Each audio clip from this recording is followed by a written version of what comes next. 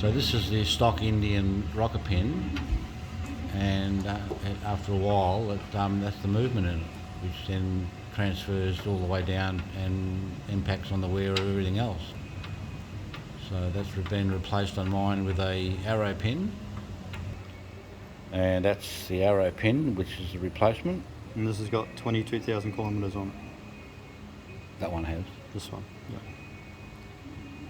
So that goes back in place of the standard. Can you rattle that around? Does that move the... When it's in place. So there's no play. There's no movement. How good is that, eh?